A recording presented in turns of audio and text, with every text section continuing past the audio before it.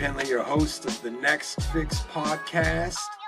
It's where we're having delightful individuals come on and tell their stories about their recovery journey and share with us a little wisdom, maybe some entertaining stories. And this particular day, we have a friend of mine. His name's Jared.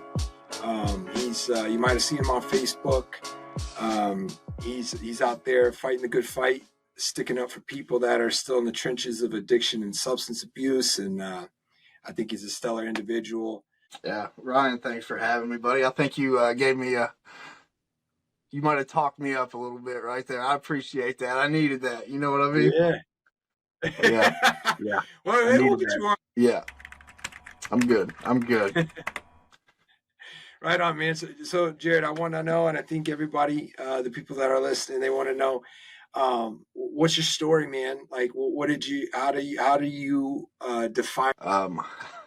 Man, a lot of people, this is hard. For me, it's really easy, right? Like, when I look back at like all like my whole life, right? Like, I've always had like attachment issues, right? Like, I've never had enough. I never had enough attention from my mom. I never had enough love from my siblings. Like, you know what I mean? And like everything that I do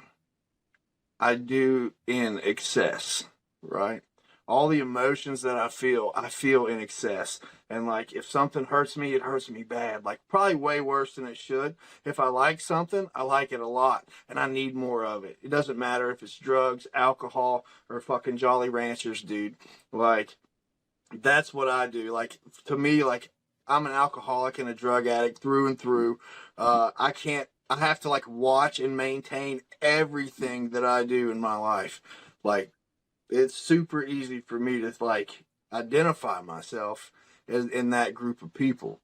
You know what I mean? So, yeah, I don't know if that answers the question, but that's well, I mean, you know, I wish it were just Jolly Ranchers, man, but I doubt that. Like, so what was it, man? Well, me, I was big on heroin and meth back when heroin was heroin. Like whenever I got arrested, I was doing about 6-7 grams of heroin a day, probably 7 or 8 grams of ice every day. Yeah, like I was strung slap out. Yeah, I was doing big things back then, buddy. Yeah. Damn. Yeah. And so, I mean, you and I are both, we're not small individuals. So I imagine, well, I mean, that just sounds like a copious amount of drugs. And that's coming from a person who's done a copious amount of drugs. So, man, that is a wild thing, man, to just hear the sheer volume, right? So like, what age? How did it begin? Like, how old were you? Like, tell me, like maybe the first time you kind of. Well, I mean, like, let's just rewind. We'll go all the way back, okay? You know, like all right, you know, being from like West Virginia, like where I'm from, like kids will sneak beer out of the fridge all the time. Like back then, it wasn't really a big thing. Like everybody did it. You know what I mean? The first time I smoked weed, I was 7 years old. You know, and like to me, 7? It was like, yeah, I was 7. I won't. My story's on my page. Like, my parents were gone, and it was just me. I was the youngest of 4 kids. The parents were gone, and they were at the neighbor's house, and they come over and said, "Jared, come over here. So I went over there, and I was 7, and they were all smoking weed, so I smoked weed. Hey, I ate a whole pack of bologna, a box of saltine crackers, and a 2-liter of orange pop, I think. You know what I mean? I had a blast. But that's something that like I've never forgot. You know what I mean? Like, I've never forgot that. You know, like I don't. Hey, well, Jared, I gotta say, I don't think anybody forgets the first package of bologna that they ate. You know, I remember my first package of bologna. I smashed it. I don't even know who those people were. I don't even know whose house I was at. But look, yeah, I smashed the food. But like fast forward the tape, like, you know, I was just a kid then, and like I continued being a kid. When I got into probably 8th, 9th grade, something like that, probably probably 8th grade, 7th, 8th grade, like I started taking like Klonopins and shit like that. I started getting into some more shit, you know, I started getting a little braver, you know. But whenever I got to high school, I was a freshman in high school, I did my first Percocet. And that Mm. was it. That was the one. You know Yeah. what I'm saying? I did a Mm. Perk 5, and like we were getting smashed drunk all the time. Like we didn't even think of that as a thing because I think everybody that I knew at the time was an alcoholic, um, besides my mom. But yeah, like I did a Percocet, and I was like, damn, like this is what's up. Like this is way better than drinking. And Yeah. it was at the Jackson County Junior Fair. A buddy of mine gave me a Hydro 10. I took it, and Oh like yeah. I felt braver than I'd ever felt. I felt more confidence. I Ah, was 12 years old, dude, and I felt confident. I wasn't scared of shit, you know. And at that moment, at 12 years old, I was addicted to pain pills, you know, and it was just yeah. strictly pain pills, strictly pain pills. OxyContin became a thing. OxyContin Yeah. Yeah. ruined me. You know, it was What year? What year what year was? that this was probably the pain pills and stuff was probably somewhere around like 2004. Yeah. Gotcha. Yeah, 2004, Wow. something like that when I started doing them like consistently. And Yeah. Yeah. hold on, my cat's fucking with me. But yeah, 2004, I started doing pain pills pretty consistently. Pain pills weren't enough anymore. Started doing OxyContin. OxyContin, I still say to this day, was the best heroin ever sold in this country by Oh far. yeah. Yeah. Yeah. You know what I mean? It's a Mm-hmm. shame that everything happened the way that it did. But then, I mean, I'm not a conspiracy theorist, dude, but the government got us strung out on OxyContin. Got everybody strung out on OxyContin. Mm. There was kids in my school, 18 years old, going to doctors saying their back hurt, getting prescriptions for OC80s. You know what I mean? And like, Yeah. to look back, like Yeah. that's such complete bullshit. But anyway, it happened. They quit making OxyContin, and then heroin showed up. I started doing heroin shit. That was probably somewhere around 2010, something like that. Started doing heroin. That was whenever I first started like experimenting with meth. Um, I never really liked meth. I worked a lot on the road though, and it helped. I'm not gonna lie. I'd be gone for 30 Ah, days at a time. You know what I mean? Working 16 hours a day. You know, and but I never really got attached to it. But I see. I Yeah. mean, it was just like that. It was like a fucking endless cycle for years, dude. For years, it was Yeah. just an endless cycle for years and years and years. And bless her heart, like the woman that I was with through all this shit, like she tried to help me. She tried to like get me straight. You know what I mean? She tried to hold me accountable, and like I wasn't hearing none of it. Like I was one of them people that was like, I pay for my own shit. I don't steal from nobody. I don't sell nothing. Like I do what I do. It's all right. Don't nobody need to worry about what I'm doing. You know what I mean? And Yeah. when I look back at it, like I knew, like deep down in my heart, like it became a problem when I had my kid, my first kid. Mm-hmm. You know, like, and it seems super selfish to somebody whenever they have a child and they're strung out on drugs and they continue to be strung out on drugs. You know what I mean? And like, I felt like a piece of shit every day. Mm. Every day I felt like a piece of shit because like my kid would want to go out and do stuff, but I had to get high first. I Yeah. had to. Yeah. Yeah. Yeah. There was no question. There was no question. I had to get high first. And anyway, progressively keeps going and going and going. My ex and I, we had another kid. I don't know if we thought it was just going to save us or whatnot, but it was Mm. totally. It wasn't unplanned, but I think it was just like the last hope of saving our relationship. And like even my second kid, man, look, I celebrated my second kid being born. Like this, like I'm a whole piece of shit back then. Like, you know, I celebrated my second kid being born by me and a buddy of mine in my basement. We had an ounce of ice and an ounce of heroin, and we just did as much as we could. As much as we could. Yeah. Yeah. We wound up doing like 17 grams of ice and like fucking 12 or 14 grams of heroin. It was something stupid. Like I've never, like, that's how I and I left her in the hospital recovering from a C-section by herself.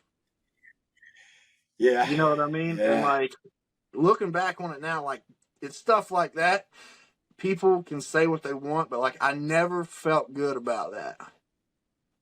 I Oh never yeah. felt good about it. Even the next day, even like as she's telling me, like I know what you're doing at home. I know how fucked up. Like even right then, as it's happening, like I know, like damn, I'm a piece of shit for this. The only thing that's gonna fix it is more drugs. You know what I mean? And like Mm, to me, like yeah. that's what I try to tell people whenever they come at me, like, hey, like this person's a selfish piece of shit. I'm like, dude, look, that's just drugs. That's what happens. You know, nobody's gotta like it, True. but it all came to a head. Like I said, I had my second kid in 2018, and she came home. One son was on the couch beside me watching TV. The other son, the baby, was in his crib, and I'd been up for 3 or 4 days. You know what I mean? And I fell asleep on the couch, and she came home, found drug paraphernalia in the bathroom, called the cops, and I got arrested. Oh, wow. Yeah, I got arrested.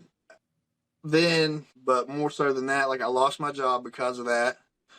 I laid in jail for 3 days. You know, looking back at it now, I wish I would have laid there longer. It might have prevented a Mm, lot of shit. But yeah. they kept me in there for 3 days, and a buddy of mine at the time bonded me out. And but since there were children involved, there was a protection order in place, so I wasn't Yeah. allowed to go home. You know. Yeah. So, but as soon as he bonded me out, I called my boss. Said, "Hey, can I come to work?" And he said, "Fuck you, you're fired." Yeah. You know. And Shit. automatically, dude, I was a victim in this whole thing. You know what I mean? Yeah. And Yeah. that was pretty Yeah. cool. But How could but they? yeah, How could they do this to me? yeah, like look what you did. Like I probably called her. I don't really remember, but I probably called her and was like, "This is what you did." You Yeah. know, hey, you did this to me. Like, why would you do this? All right, Yeah. so now technically I can't be at home. I don't have a job. I really don't have a place to stay. I've got a little bit of money from a paycheck. So what do I do? All right. It's a no-brainer. It's a I no-brainer. fucking dig. I fucking dig deeper. Hey, I dig Yeah. that hole as Yeah. deep as I can. Hey, I started. I like to fancy myself as like the drug dealer everybody deserved. You know Yeah, what I man. mean? Yeah, like for real. Like I'm not gonna lie about it, dude. Like I don't know. Like I said, I'm not proud of this shit, but like this is just how it happened. So I started selling ice to supply my heroin habit. And when you sell an ice to people, like you have to be available at all hours of the night. Yeah.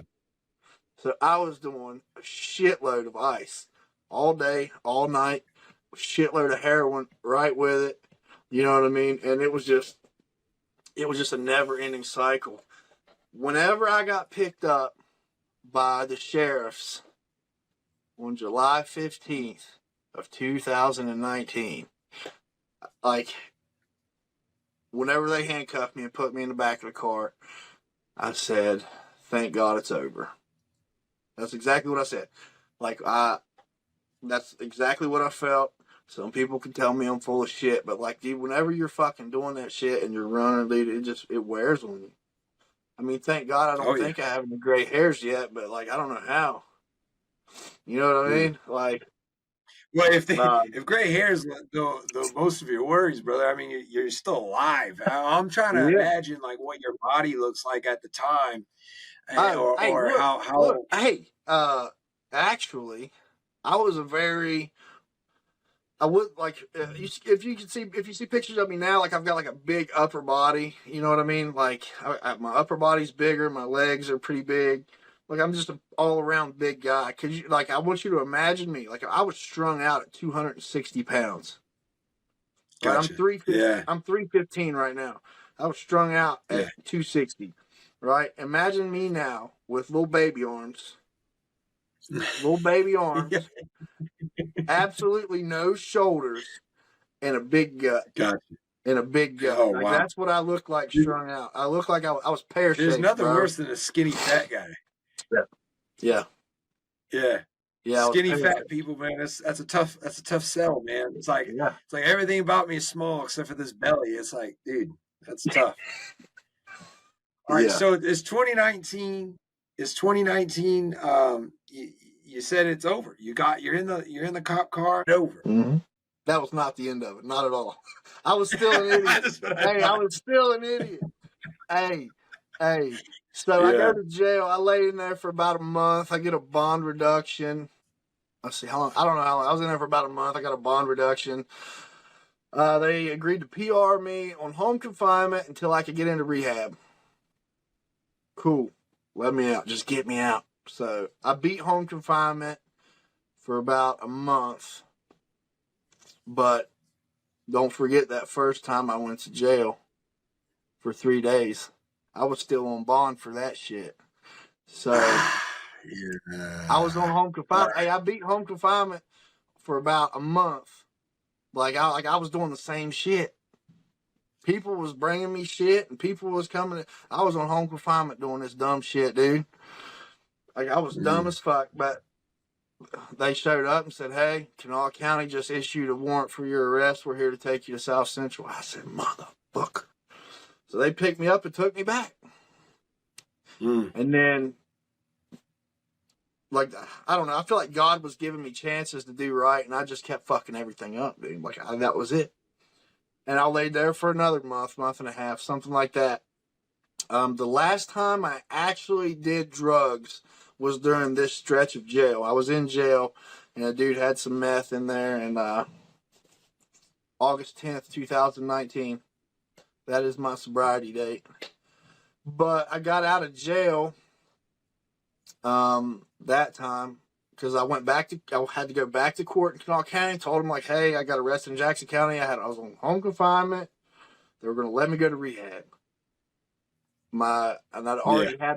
had already had my acceptance letter, and the day I was going to go to rehab, a year-long rehab. So my mom showed up to pick me up from the jail at 9 a.m. We drive back to Ripley, which is the town that I was from, go and get some food. We go to the home confinement office. We get the box put back on my leg, and I go home and I watch TV and like, okay, like good, all this shit's finally done. How am I going to make my next move? That was exactly what I fucking said. How am I going to make my next move? I go to bed that night, and about 5 a.m., the U.S. Marshals kick the door down. Yeah. Yeah. So they. But now for what? Yeah, I mean, Well, what? well, the way that it happened, if I would have still been in jail, they would have just picked me up from jail. But they had let me out. Yeah. They hadn't issued a warrant. The day they let me out, I guess that's the day the grand jury met and they issued the warrant. So the warrant was active at 5 a.m. on that day. I can't remember what day it was, but Yeah. that was the day the warrant was active. So, and as soon as that warrant was active, my door hit the floor. Yeah, they picked me up. They picked me up and took me to jail. It was a detention center in Kentucky. This was federal. Yeah, they picked me up and took me to a detention center in Kentucky, and then 5 days later, I had my detention hearing, and I told them like, "Hey, I'm on a waiting list for this rehab," and then they let me out. And then they let me out. I went to rehab, and then that's when I really started to learn. But that last like whenever the U.S. Marshals kicked my door down, like I remember when I was in rehab and I was like working through the steps and shit. I said like if like I was 100% planning on doing the same shit that I always did. And like that was the way that Yeah. God told me, he said, "You're done, motherfucker. Lay down. We're not doing Yeah. this Yeah. shit no more." And Yeah. Yeah. like that's how I took it, and that's how I keep Yeah. it to this day. You know what I'm saying? I'm done. Yeah. Yeah. Yeah. Hey man, listen, dude, that's that's a ridiculous story, man. And I'm familiar with knowing like, okay, like how many chances am I gonna get? And then, you know, from what I'm gathering, you're the type of person, much like myself. It's like I almost envy people that are like they get that one DUI or hell they get a hangover and they're like, man, fuck that. I'm done. I get envious of them, and I think to myself like, damn me for my resilient behavior. Even though I kind of value that now, but like, if I wasn't so damn stubborn, I may have. If you weren't so fucking stubborn, you may have turned it around that first go in jail. You would have been like, all right, well, this sucks. So I'm going to do it different. But no, when your heart's set on something, man, when there's a will, there's a way, and you made sure that you ran your chances into the ground, right? So, I hey, man, used them that's all. I used them all. no, but hey, here's a beautiful thing, right? I'm looking at you. You got a big old smile now. I know a little bit about you. I know that you're sharing a lot on Facebook. Tell everybody your page name just so get some more eyes on it. Yeah, I run a page just called Ripple Effect Recovery. Right. I don't know. We don't do anything crazy. We don't make money off of it. Like I literally, most of the stuff that I do is I will talk to people if they need if they need help. You can message the page. You can call the page. I'll talk to you. If I don't, there's like 3 other people that help me with the page. Somebody's always available to help, and like that's what we're here for. You know what I mean? And like that's what I wanted. Like Yeah. that's what I wanted out of all this. I just want to be able to help people on a larger scale because there's not enough knowledge out there about addiction and recovery. There's a lot of knowledge about addiction, but not a lot about recovery. And like Yeah. me, like I just want to send waves of change, man. That's it. Like that's what I said in the beginning. Waves of change. That's it. Waves of change. And so well, I've seen his page grow, and we've had a conversation before, and he's doing good work out there for anybody that wants to check it out. I I would say it would do you justice. It would behoove you to lay some eyes on the work that he's doing over there, man. So, all right, so you touched a little bit on that. What else do you got going on these days, man? What's the family situation? What's the highlights? The day in the life of Jared is very laid out. Oh Like yeah, yeah, like I know like what I'm gonna do every day. I don't like got it. wrenches in the I don't like wrenches in the cog. Like every now and then shit happens. I gotta do something different. But like pretty much, I wake up. I got a routine in the morning. Usually, it'll consist of I'll wake up, make coffee, make oatmeal, get in the cold tank, then drink my coffee, eat my oatmeal, go to the gym. That's every day. Um, and when I'm Damn out good. at the gym, that's when I run all my errands. Because once I come back home, there's no more leaving. Like I don't like coming home and leaving 15 times a day. So I run all my errands. I Yeah, come home, you know, mess around on the computer. I've been studying like crypto and like the way the stock market works. I'm just trying to teach myself some stuff. You know what I mean? I'm some redneck from bumfuck nowhere. Like I'm just trying to learn as much as I can all the time. One thing that I want to start doing is reading more though. I did get a copy of your book. I'm not yeah, gonna lie. I'm not gonna lie to you. I have not read it. I haven't read a book since I got out of prison. Yeah, yeah. I need Hey, to do well, that. Like I will say I have it this. set there. I had it set out so I could read it, and that's what I even told my girlfriend. I said, man, I really just need to start reading some more. It's good for your brain. You know what I mean?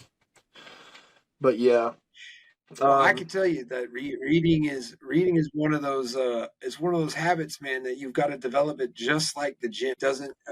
It doesn't you have to really develop it just like your muscles, and so it's a different muscle, right? It's your mind. But I can tell you, man, whatever, I think that sounds like a beautiful thing, that you're now becoming addicted to learning, right? You're becoming yeah, addicted to a lifestyle that's making you better, right? Instead of absolutely just destroying it, right? You've changed directions 180 degrees. yeah, You're headed the other way, and that's fantastic, brother. yeah. That's amazing. And like But the reading is like I was gonna say, like, and I got boys like the boys I go to the gym with, right? Like we're all in recovery. Like yes, for example, yesterday. A buddy of mine, I see him at the gym all the time. We always talk. We give each other a hug, But it was at the end of my workout, end of his workout. We just started talking. And like, it was like the best meeting I've had in a long time. You know what I mean? It's like one of those experiences. And like, to me, I always try to get a little bit of that where I can get it. You know, most of my friends are in recovery. And we all, you know, we're guys, we talk shit to each other like crazy.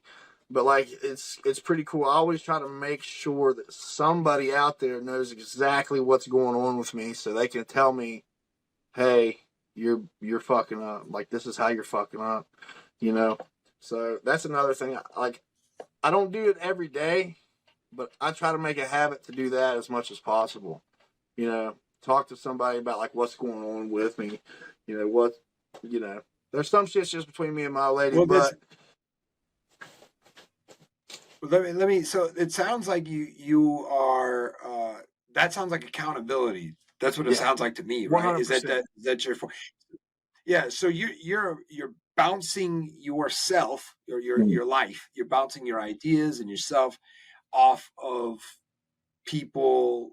Some you care about. Some are just acquaintances, and um, I mean, I think that's the way to do it because you know and I know that when you're an addict, you're not bouncing anything off of anybody. You only got one thing in mind, and you're damn sure not looking for counsel on that, unless it's where to find it. It's like that's the only opinions that you want is. And so, man, I really applaud you on that, man. So, yeah, I know that you physical fitness is also Absolutely.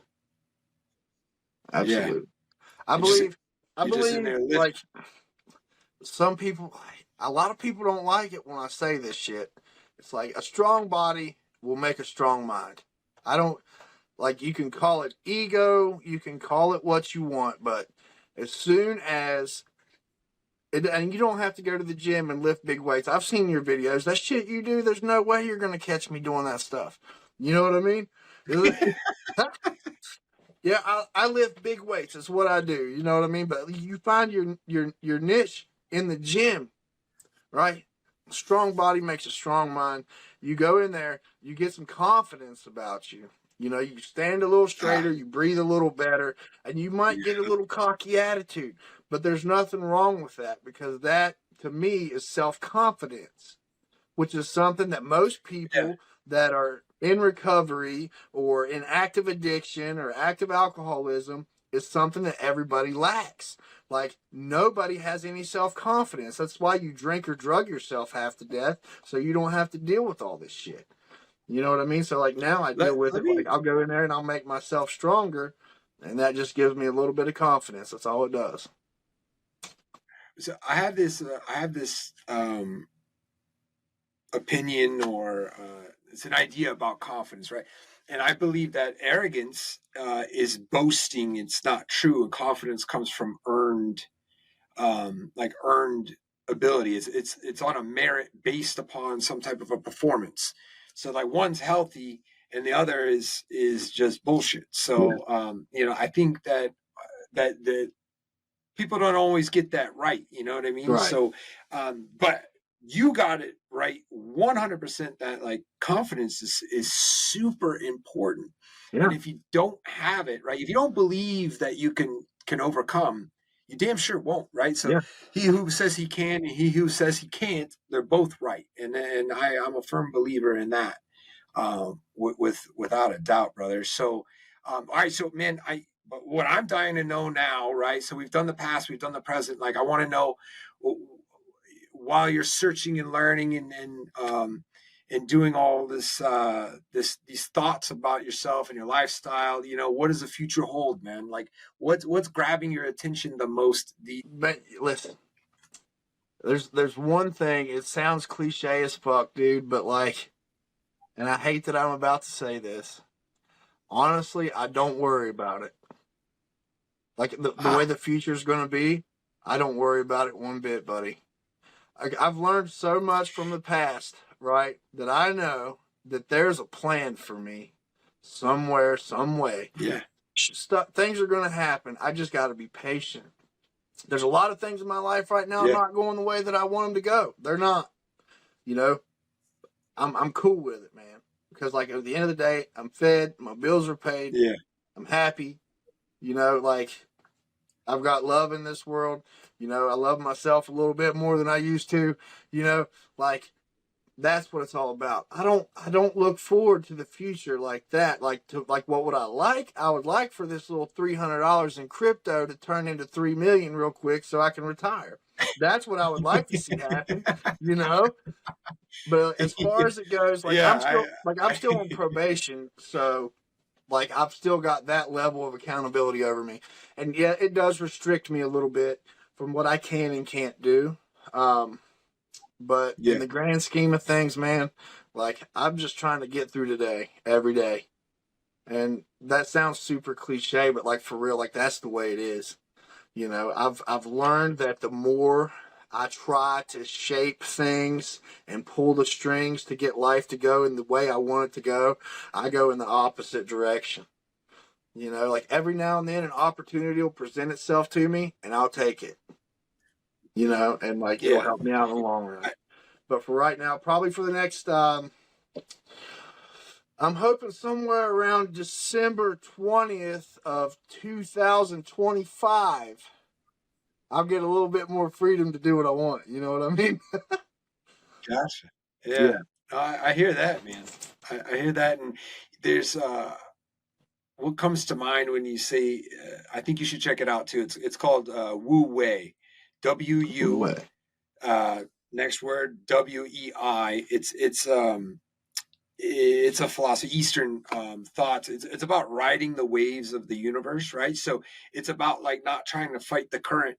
It's like, okay, pay attention to when that wave comes, catch it, ride it, and see where it Yeah. takes you, right? So I think that's badass, man. And let me ask you a question. All right, so I do this all the time. Uh, it resonates with me that you're all right where you are. You're content. And whenever I'm not content, whenever I'm like, damn, this is bullshit, it takes me one memory. All I need to do is remember one memory about when I was homeless or I was digging ditches on the side of the road and like sunburned and sweating and making $8 an hour. I'm like, oh, it just takes one memory from when I was not well, right? Seizures, whatever it might be. It just takes one. And I'm like, boom, I go back to the moment and I'm like, I'm good. Like, I mean, it could be any phone call, any stress that I have. It could hit me right in the face. And I'm like, yeah, I've seen worse. So my Yeah. question is like, do you do that? Do you like kind of like think back to like something and then kind of it snaps you into the present moment with like That's the only thing that keeps me sober, bud. That's it. Like everybody thinks that I know, like people know all this grand shit that keeps them sober and keeps them happy. I mean, me, like I know a lot of stuff, but all that shit, all that pain, all that misery, all that embarrassment, that's what keeps me sober every day. And like that's what keeps me striving. Every time I think something stupid, that's the first thought in my head. I remember laying on that jail mat coming off all them drugs that I was telling you about. And like mm, I was freezing, but I was sweating in my body. Like I'd never come off that much meth before. My body was vibrating on the floor. You know what I mean? Like I was laying down, like my body, it felt like it was vibrating. It was terrible. It was the worst experience of my life, ah, dude.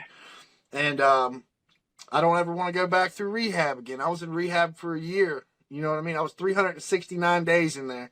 You know, I went to jail. I don't ever want to go back to jail. The place stinks and it's full of a bunch of bullshit.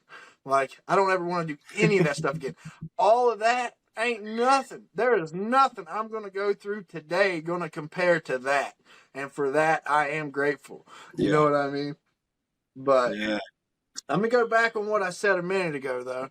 Whenever I said I don't really trip about the future, I want to say that, but then again, I want to stress the fact this is what I tell people all the time, right? Like, whenever you stop climbing the mountain, that's when you'll get miserable.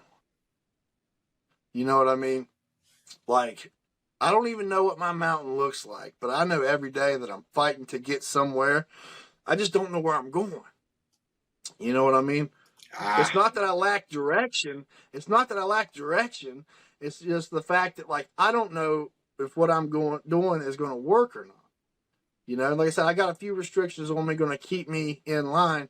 But listen, I tell everybody all the time, and I'll tell everybody for the rest of my life, like, don't ever stop chasing something. You know, well, once you quit chasing drugs, you know, you can't just, or alcohol or whatever it is, you can't just lay down and think life is going to be great. You have to chase something. Become as obsessed with making your life better as you were obsessed with tearing it apart. Right. And like, I oh think yeah, you told me yeah. that. I think you told me that.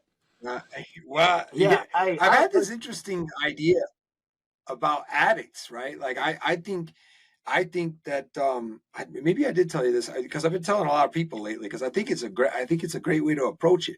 Like Steve Jobs was an addict.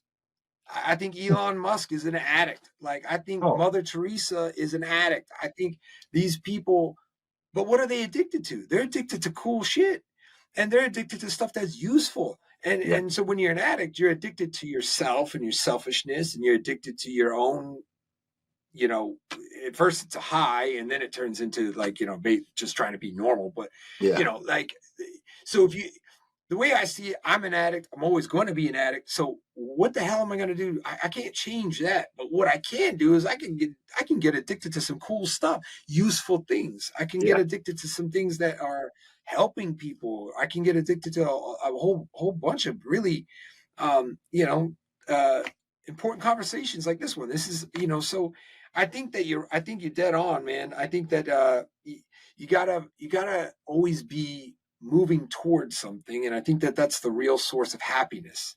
And so, without that direction, you have direction, and Yeah. that's a massive blessing because that's a big box you got to check off in recovery, and this is like if you don't check off that box of like something to work toward or some type of a purpose, then you're in trouble.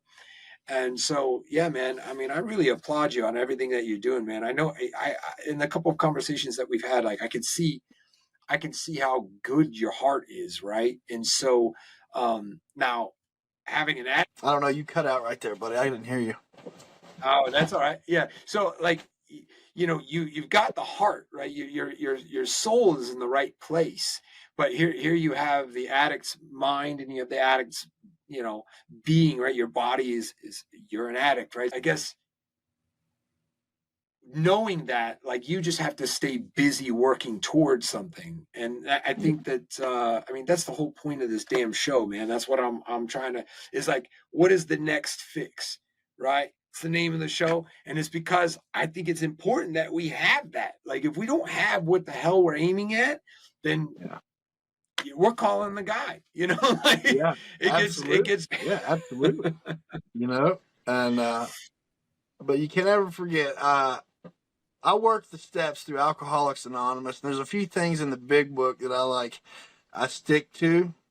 You know what I mean? Like, I don't try to like preach the whole thing. I don't preach any of it really. Like, but but it kind of goes hand in hand with what we're talking about.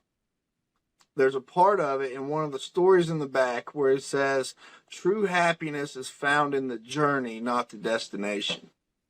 Right? Just that Mhm. one liner. You know, like one that hits really hard. You know, Yeah. my aim is to be happy. Not even to be happy. Like I'll just try to make myself proud every day. You know, like I'm not happy every day. I'm not happy every day, and like I think it's an unrealistic expectation when people try to make themselves happy every day. Like it's not going to happen. It's unrealistic. But like if I can just be proud, like okay, like I don't feel like doing this, I'm going to do it anyway, and I do it anyway, and then I'm proud of my like okay, I make myself proud every day, and then I look back, and then I'm just happy about everything that I accomplish. You know, so I'm going to be happy every day of this journey that I'm on. And when I get to the So destination, I it's don't know. yeah. Yeah, so when you're talking about happiness, this is another it's another idea that I like to that I've learned. It's a major lesson that I've learned because when I was in the midst of my heyday, if you want to call it that, right? We would say to each other, "Where's your happy meter at?" Me and my buddies, my boys, and so we'd go snowboarding. We'd pick up some girls. We'd buy some cocaine. Like, and I would tell people, like, I was always like, "Oh, how happy am I? Oh, I'm not that happy. I know what I'll do. I'll do some cocaine." And then it would work. It would work for 10 minutes. It would work for 10 minutes. Like, I'd go and pick up a girl. That would work for Yeah. maybe 5 minutes if I was me on a good day. But it's just like, then it was gone. And so, like, Yeah. the more I would chase, you're always chasing the dragon, man. So then, you're in pursuit of making yourself proud of yourself, right? And so when you start chasing noble causes like virtues, being loyal and trustworthy, and focusing on like true love, and adding value to your friends and your family, that sense of happiness, because I think that happiness is still included, but it lasts so much longer. It lasts so much longer. I mean, and don't get me wrong, there's certain things that are pretty cool to do in the moment and be happy. And not everything that I did when I was out there, like, getting completely hammered, was a complete waste. It wasn't all super bad. I did, I got to go snowboarding quite a bit and things like that. I wouldn't write those off as a total loss. Yeah. However, it's fleeting. It's gone now. I have a memory of it, but it's gone. And now what you have now is a track record of being proud of yourself that sticks. It's a bit more sticky, right? And people notice it, and they admire it, and they cling to it. So it starts a snowball effect in the right direction, instead of it just being gone within a very short period of time, right? So I think, differentiating between happiness and like joy, it's not always easy to do, but it's a real thing. And so, I mean, so these days, like, you have that right idea, right? So now you said that you're not worried about the future, and that wasn't my question. My question was, what gets you excited these days? You've mentioned crypto. I love crypto too. I get all nerdy about it. But, like, is there anything else that you have on the horizon that you're considering? You've got a great Facebook page. I mean, do you want to start a community? Anything like that? Like I said, that was started. Like, it's exciting to see where it goes, but it's exciting. Like, when I see people that I help get into treatment, like whenever they get out, and like they actually do good things, like that's exciting. But like I said, like Wow. I try not to base my life on anything. But like, man, look, I'm an outdoors guy. The weather's getting nice. Like, you're gonna see me on top of a mountain here very soon. You know, like Yeah. stuff like that, getting All right. outside, being a part of nature, like this seasonal depression being over, like that excites me. You know what I mean? But as far as like Yeah. big grand things, like things are in the works, but like I don't like to speak things out of existence. You can speak things into I existence. see. I think you can also speak them out of existence. So I don't want to jinx nothing. Um, but you know, but I mean, it's Yeah. all just like a Yeah. bunch of personal stuff that like I'm trying to make a few moves in my life. You know what I mean? Self improvement's always better. But for real, man, like, and this is what I tell everybody. Like, I know this is a little bit off subject, but like, it really, Yeah. dude, like it excites the shit out of me for winter time to be over, to where I can go outside and do shit.